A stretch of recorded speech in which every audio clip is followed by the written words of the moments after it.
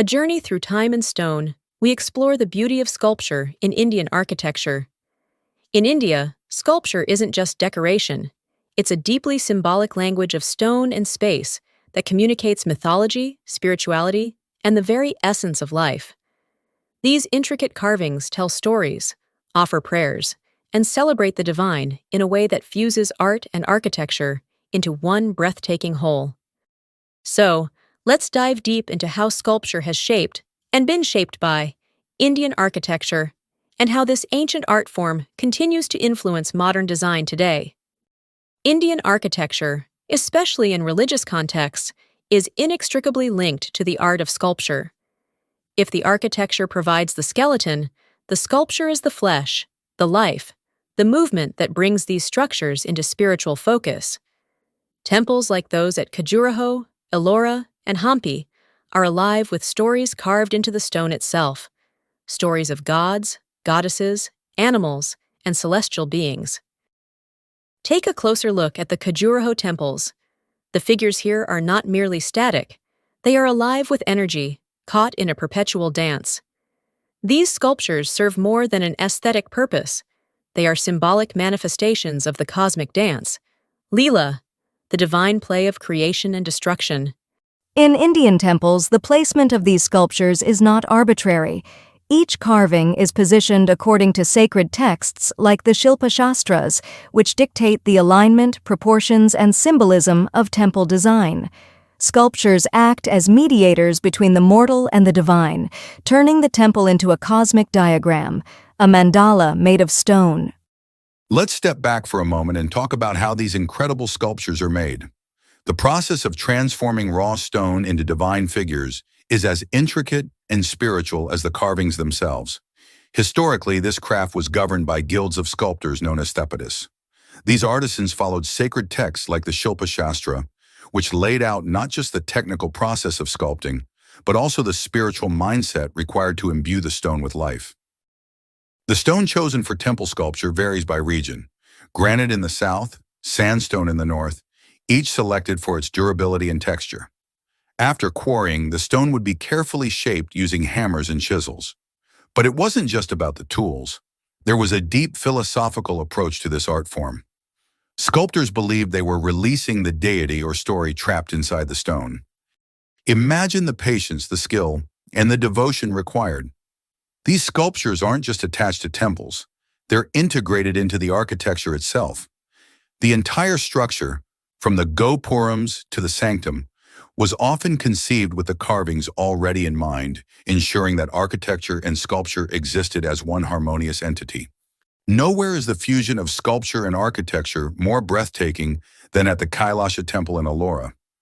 Carved entirely from a single rock face in the 8th century, the Kailasha Temple is one of the largest monolithic structures in the world.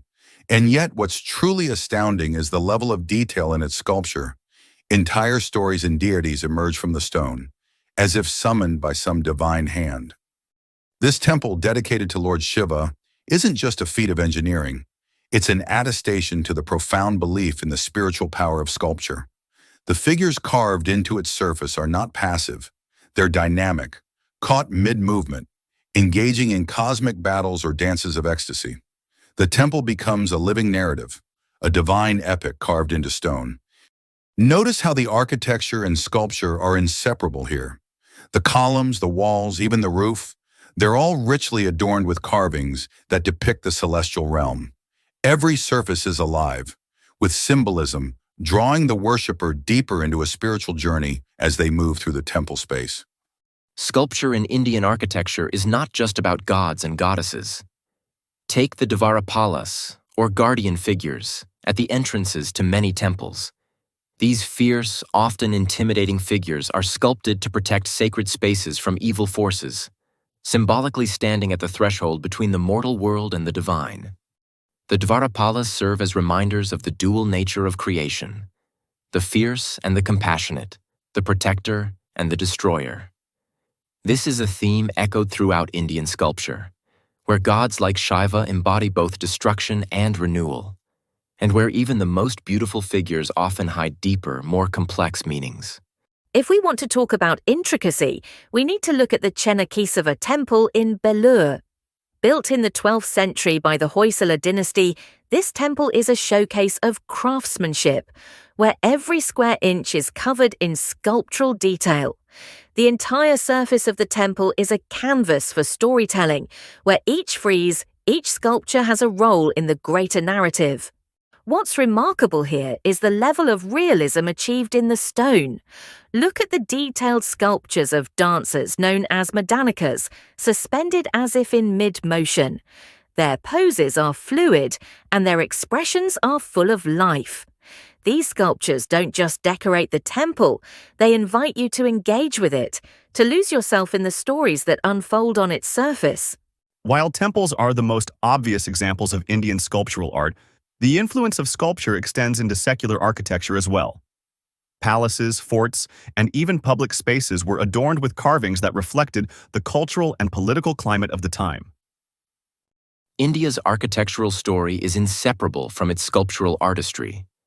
Nowhere is this more apparent than in the grand palaces of Rajasthan.